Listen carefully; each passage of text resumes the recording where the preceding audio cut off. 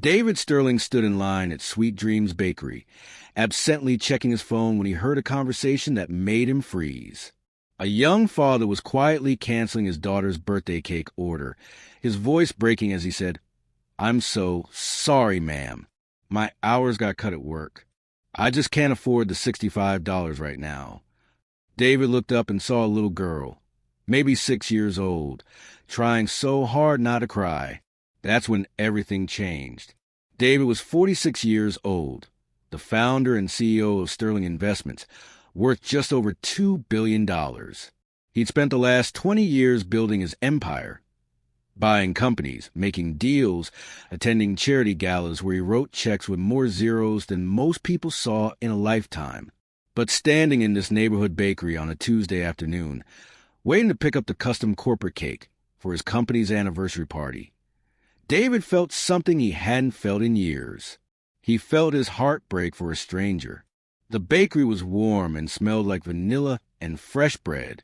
Display cases lined with cookies and cupcakes gleamed under soft lights.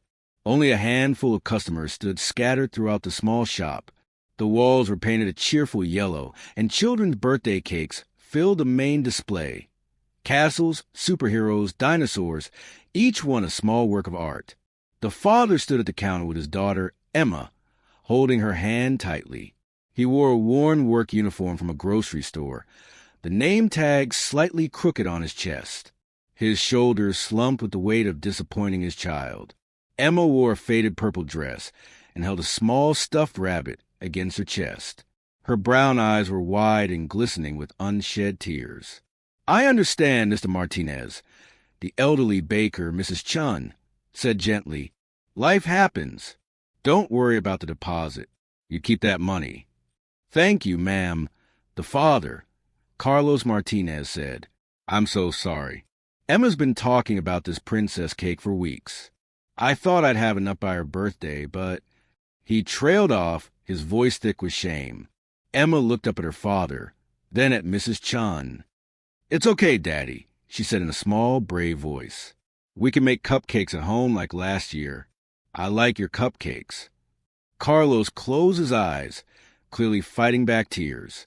He squeezed his daughter's hand. "You're such a good girl, Emma." David watched this scene unfold from 3 people back in line. He saw the father's trembling hands as he put his wallet back in his pocket.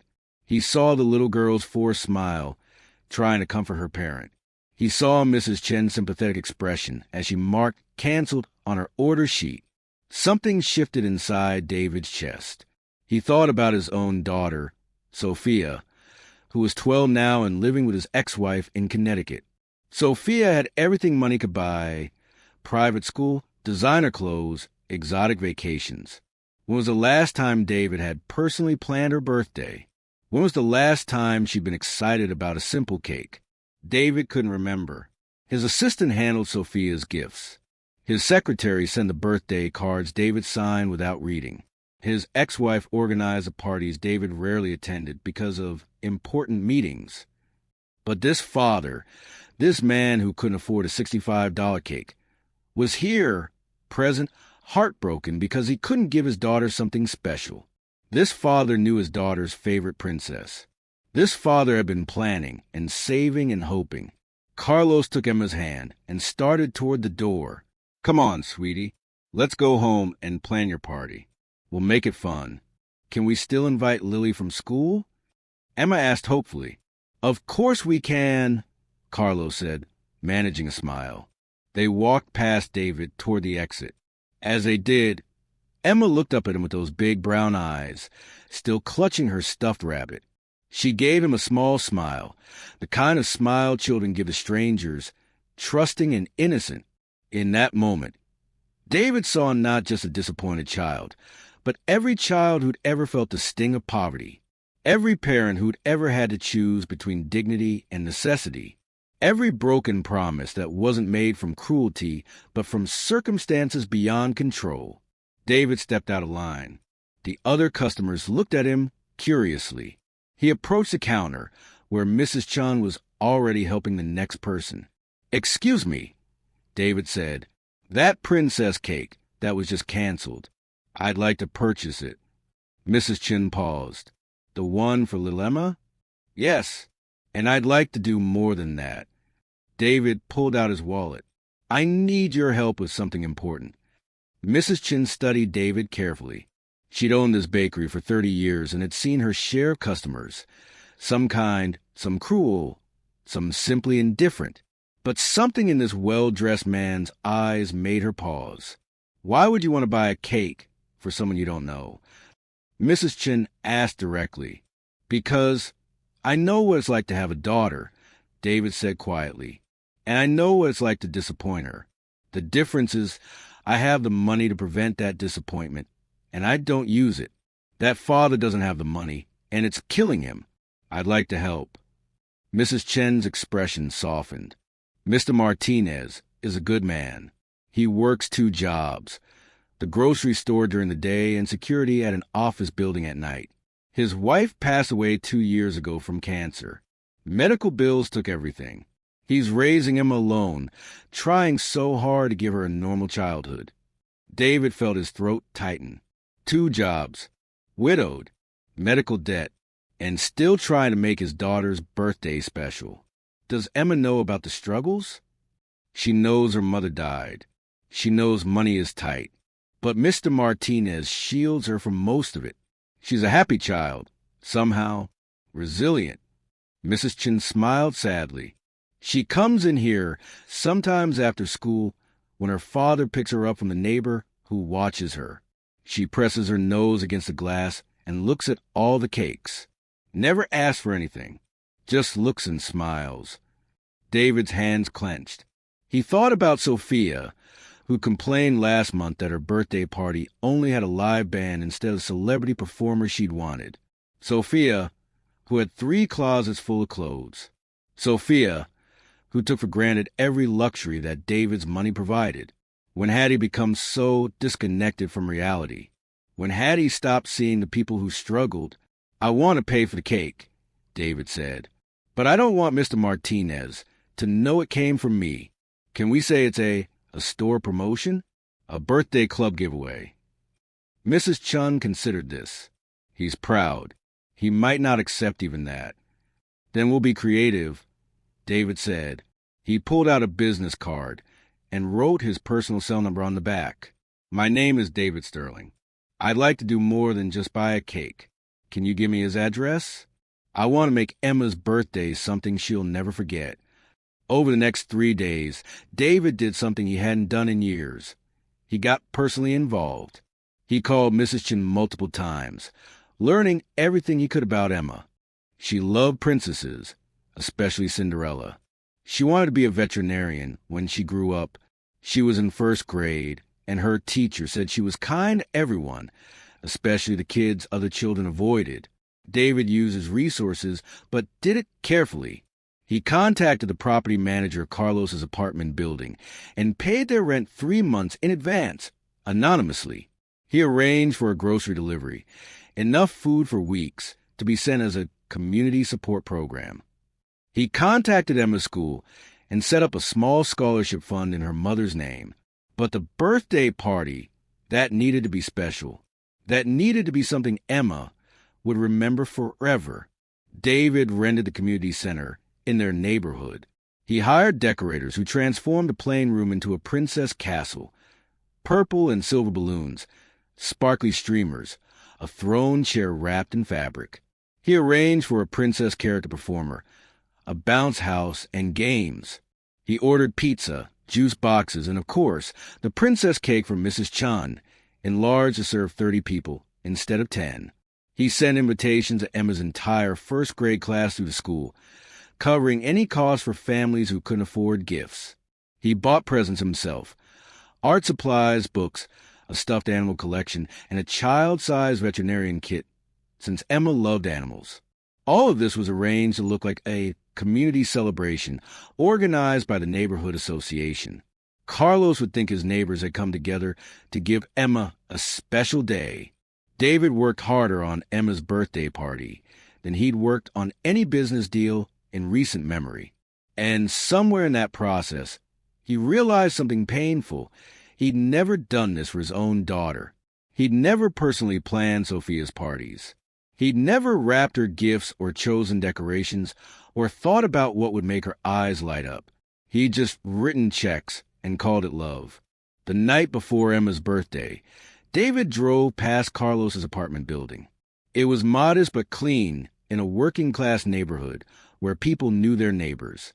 Lights glowed in windows. Children played on the sidewalk. It felt like community in a way David's gated estate never had. David thought about Carlos working 2 jobs, coming home exhausted, still finding energy to be present for his daughter. Then he thought about himself, working 1 job but never present, drowning in money but starving for connection. Who was really wealthy here? Saturday afternoon arrived bright and sunny. David stood across the street from the community center, watching from his car as families began arriving. He'd told Mrs. Chun he wouldn't attend. This day was for Emma and her father, not for him. But he couldn't stay away entirely.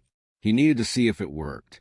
Carlos arrived at 2 p.m., holding Emma's hand. She wore a new dress. David had arranged for that, too, left on their doorstep as a gift from the neighbors. Emma's eyes went wide as she saw the community center decorated with balloons and a banner reading, "Happy Birthday, Emma." "Daddy, what is this?" Emma asked, her voice filled with wonder. Carlos looked equally confused. A neighbor, whom David had paid to act as a coordinator, approached them. Surprise! The neighborhood association wanted to throw Emma a party. "We know things have been hard, and we want to do something special." Carlos's eyes filled with tears. "You all did this? For us?" "For Emma," the neighbor said, smiling. "Come on in. Everyone's waiting." Inside, the transformation was complete. Emma gasped as she entered the Princess Castle Wonderland. Her classmates were already there, running around, playing games. The princess performer, dressed as Cinderella, approached Emma and knelt down. "Hello, Princess Emma. I heard it's your birthday." Emma was speechless, staring in awe. "You're your Cinderella." "I am. And today, you're a princess too. Would you like to sit on the throne?" Emma looked at her father, asking permission with her eyes. Carlos nodded, too emotional to speak. Emma ran to the decorated throne chair and sat down, grinning so wide it looked like her face might split. For the next 2 hours, David watched through the window as Emma experienced magic. She played games with her friends. She laughed as the princess performer taught them all to dance. She blew out candles on the beautiful princess cake while everyone sang. She opened presents with gasps of delight. But the moment that broke David's heart was simpler than all the decorations and entertainment. It was when Emma climbed into her father's lap during cake time and said something that made Carlos hold her tight and cry into her hair. David couldn't hear the words, but he saw the love, the gratitude, the pure connection between father and daughter. That was wealth. That was what mattered. As the party wound down, David's phone rang. It was Mrs. Chan, Mr. Sterling. "Carlos just asked me who really paid for all this." I told him about the neighborhood association story, but he's not buying it. He knows this cost thousands of dollars. What should I tell him? David thought for a moment. Tell him the truth. Give him my number. I'll talk to him. 10 minutes later, David's phone rang again. This time it was Carlos. "Mr. Sterling? Mrs. Chin gave me your number. She said you're the one who did all this for Emma." "I am," David admitted. "I was in the bakery when you canceled the cake. I overheard what happened." There was a long pause. "Why would you do this for strangers?" "Because I have a daughter too," David said quietly. "And I've given her everything money can buy. But I haven't given her what you give Emma every day, presents, love, sacrifice. I saw you in that bakery, heartbroken because you couldn't afford a cake, and I realize you're a better father than I've ever been. You deserve this. Emma deserves this." Carlos's voice cracked. "I don't know what to say. This party? Emma's face. I could never thank you enough." "You don't need to thank me. But can I ask you for something?" "Anything." Can I meet Emma? Just for a moment? 5 minutes later, David walked into the community center. Carlos was waiting with Emma, who was still wearing her birthday crown. When she saw David, she smiled, the same trusting smile she'd given him in the bakery. Emma, this is Mr. Sterling. He's the one who made your birthday party happen. Emma studied David seriously, then walked forward and hugged his legs. Thank you for my birthday, she said simply. David knelt down to her level, his eyes wet. You're very welcome, Princess Emma. Happy birthday. Did you know my mommy died? Emma asked with the blunt honesty of children. I heard that. I'm so sorry. It's okay. She's in heaven. But Daddy says she still watches my birthdays from there. So she saw this party too. She would have liked it. David couldn't speak. He just nodded. Emma hugged him again. You're nice. I'm glad you came. That night, David didn't go home to his empty mansion. Instead, he sat in his car outside the community center long after everyone had left, thinking about the difference between wealth and richness. He pulled out his phone and did something he hadn't done in months. He called his daughter directly, not through his ex-wife. Dad. Sophia sounded surprised. Is everything okay? I need to ask you something, Sophia, and I need you to be honest. When was the last time I made you feel special? Not with money or gifts, but with me, with my time. Silence. Then quietly, I don't remember, Dad. The words hit like a physical blow. I'm sorry, sweetheart. I'm so sorry. I thought providing for you was the same as being there for you. I was wrong. Dad, are you crying? A little bit. Yeah, I met a little girl today. Her father works 2 jobs and can barely afford food, but he knows her favorite princess. He knows her dreams. He's present. And I realize he's everything I should have been. Dad. Sophia's voice softened. I don't need you to be perfect. I just need you to show up. I know that now. Can I take you to dinner next weekend? Just us. No phones, no work, just father and daughter. Really? Really? And Sophia? I love you. I don't say that enough. I love you too, Dad. After hanging up, David sat in the darkness, understanding finally settling over him. He'd spent 20 years chasing success, thinking it would make him happy. But happiness wasn't in the boardrooms or bank accounts. It was in moments like Emma hugging him, in Carlos's grateful tears, in Sophia's surprised voice when her father called just to talk. The next week, David made changes. Real changes. He promoted his CFO to handle more daily operations. He blocked out every weekend as family time. He started a foundation specifically for single parents facing financial hardship, not a tax write-off, but a genuine mission to help families like Carlos's. He hired Carlos for his corporate security team, tripling his salary so he could quit his second job and spend evenings with Emma. He set up a college fund for Emma, managed by Carlos, so she could pursue her dream of becoming a veterinarian. But more than the money, David stayed connected. He met Carlos and Emma for dinner once a month. He attended Emma's school events when her father couldn't because of work. He became not a benefactor, but a friend, a mentor, part of their extended family. And he rebuilt his relationship with Sophia. They had dinner every week. They went to movies, walked in parks, talked about life. Sophia told him about school, about her worries, about her dreams. David listened, really listened, for the first time in years. 6 months after Emma's birthday party, David sat in that same bakery where it all began. Mrs. Chin brought him coffee and a smile. You changed their lives, you know, Mrs. Chin said. Carlos is thriving in his new job. Emma is excelling in school. They're happy. They changed my life, David corrected. I was successful, but I'd forgotten how to be human. Emma reminded me. How's your daughter? Sophia's good. Really good. We're close now. For the first time in years, she actually talks to me about real things. She told me last week that she's proud of me, not for my money, but for changing, That meant more than any business award I've ever received. David pulled out his wallet to pay, and a photo fell out. Mrs. Chun picked it up. It showed David, Sophia, Carlos, and Emma at a park, all smiling at the camera. "That's my family now," David said. "Complicated and unexpected, but real." Mrs. Chun smiled. The best families often are. As David left the bakery, he thought about that moment when he'd heard Carlos canceling Emma's cake. He'd been just another customer in line, disconnected from the world around him. Now he was part of something bigger, a web of connection and care that money couldn't buy but presence could create. He'd learned that success without humanity is just emptiness with better furniture. That the greatest wealth isn't in what you own, but in who you love and who loves you back.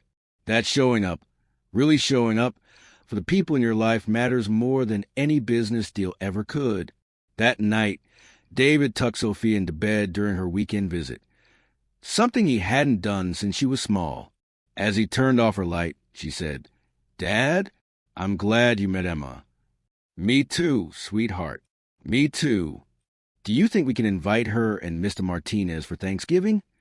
"I think that's a perfect idea." As David walked downstairs, he passed a framed photo from his corporate anniversary party, the one he'd been picking up a cake for that day in the bakery. He barely remembered that event now. It had been important at the time, but it faded into the blur of forgotten celebrations. But Emma's 6th birthday? That he'd remember forever. The day he'd stopped being just successful and started being human again. The day a little girl's canceled cake had become the catalyst for his own transformation. David's phone buzzed with a text from Carlos. "Emma wants you to know she got an A on her science project about helping animals. She says you're her inspiration. Thank you for believing in us." David smiled, his eyes wet. He texted back, "Tell her I'm proud. And thank you for letting me be part of your lives. You've given me more than I could ever give you." Because that was the truth. David had given them money. They'd given him purpose. David had given them security. They'd given him belonging. David had given them a birthday party. They'd given him a reason to be better. In the end, the billionaire hadn't saved the struggling father and daughter. They'd saved him. Years later, when people asked David about his greatest success, he never mentioned his company or his billions. He talked about a 6-year-old girl in a purple dress, a father who worked 2 jobs, and a canceled birthday cake that taught him the most valuable lesson of his life. That lesson was simple but profound. Wealth is measured not by what you have in your bank account, but by who you have in your life and how you show up for them. And showing up truly, completely, consistently showing up, that's the investment that pays the greatest dividends. Not in dollars, but in love, connection, and the quiet knowledge that when your own life is measured at the end, you'll be remembered not for what you owned, but for how you made people feel. Emma had felt seen. Carlos had felt valued. Sophia had felt loved. And David had finally felt alive. Because sometimes life doesn't just give you success. Sometimes, if you're paying attention, it gives you a chance to be better than successful. It gives you a chance to be human. And that's the greatest gift of all. If this story touched your heart, don't forget to like this video. It helps us share more beautiful stories like this one. Oh, also, please don't forget to subscribe to my channel, Deep Cut Stories, for more emotional stories about love, kindness, and fate that'll touch your heart deeply. Thank you for watching.